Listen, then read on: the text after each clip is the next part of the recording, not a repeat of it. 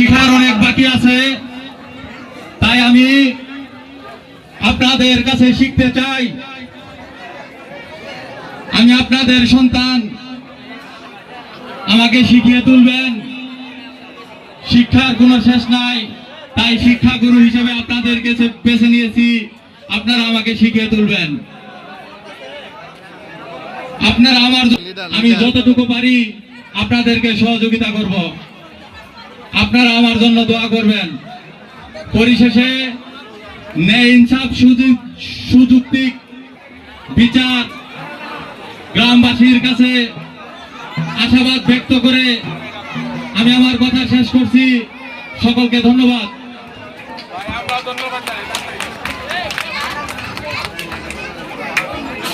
ধন্যবাদ শাহিদুল ভাইকে তার মূল্যবান বক্তব্য রাখার জন্য। আমাদের রানীশিমুল শ্রী শ্রী বাসন্তী মন্দিরের পক্ষ থেকে আপনাদেরকে স্বাগত জানাই। আমরা আবার আমাদের অনুষ্ঠান মালায় ফিরে যাচ্ছি। দয়া করে আপনারা মঞ্চের ভিতরে কেউ গন্ডগোল করবেন না।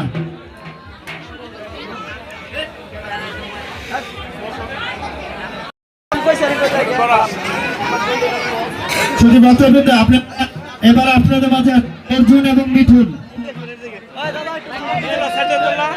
অর্জুন এবং মিঠুন।